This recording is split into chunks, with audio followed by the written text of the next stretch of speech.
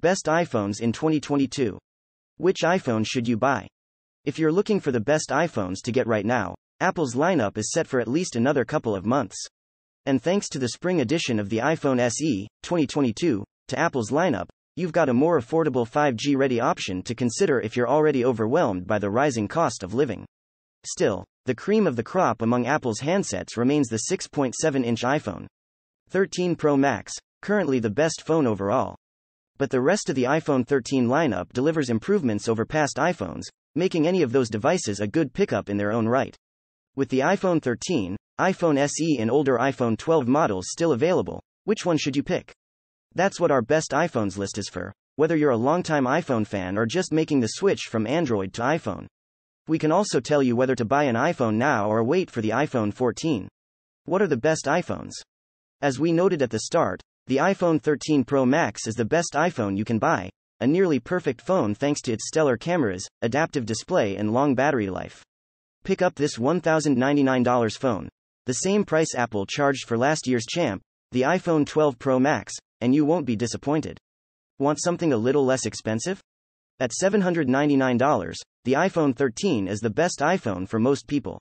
While it lacks the dynamically adjusting displays of the iPhone 13 Pro models, its cameras are powerful enough in their own right. Throw in an improved battery, brighter display and that powerful A15 chip, and Apple's got another great choice in its iPhone 13 lineup. The iPhone 13 Pro and iPhone 13 mini have their own distinct appeal, although it sounds like mini iPhones are on their way out.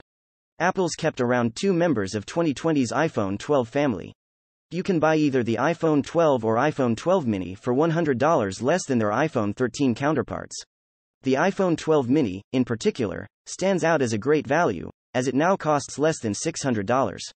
The iPhone 11, $499, gives you a low-cost option, while the $429 iPhone SE, 2022, is now Apple's least expensive 5G phone. Here's a look at reasons to buy or skip the new iPhone SE. If you can wait until September or October before getting a new iPhone, the iPhone 14 figures to bring more improvements, particularly to the iPhone 14 Pro models. Our best guess at the iPhone 14 release date is early September. Here's a closer look at potential iPhone 14 versus iPhone 13 differences. It may be summer, but school will be back in session soon enough, which means that you should check out any back-to-school sales to see if there are any discounts on the best iPhones. While Apple's back-to-school promo concentrates on Macs and iPads, other retailers and wireless carriers may offer iPhone deals for anyone looking to pick up a new iPhone, whether you're a student or not. With new iPhones coming in the fall, you might find deals on current models as retailers and carriers look to clear space for the iPhone 14. Be sure to follow our back-to-school guide for all of your shopping needs this season. There's no topping the iPhone 13 Pro Max, the best iPhone Apple currently offers and a near-perfect device. Pick a category, and the iPhone 13 Pro likely dominates it. The phone adds an adaptive display that can automatically scale its refresh rate from 10 Hz to 120 Hz depending on what task you're performing. That, combined with a larger battery and efficient at 15 Bionic processor, helped the iPhone 13 Pro Max last more than 12 hours on our battery test, an outstanding time. Those features are all impressive, but the truly great thing about the iPhone 13 Pro Max may be its cameras.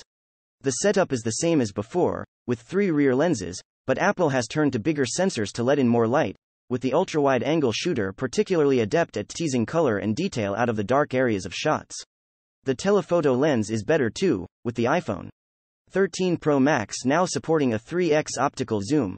You'd have to search pretty hard to find many flaws with this phone, and they're mostly about things we wish Apple would have added, like some form of Touch ID. But the iPhone 13 Pro Max features that are there impress and reaffirm Apple's place as the industry-leading phone maker. The best iPhone for most people will be the $799 iPhone 13, which properly balances a more affordable price with some stellar features. By skipping the more expensive Pro line, you won't get the fast refreshing displays, but there are enough great features here to make the iPhone 13 a worthy upgrade from any past iPhone.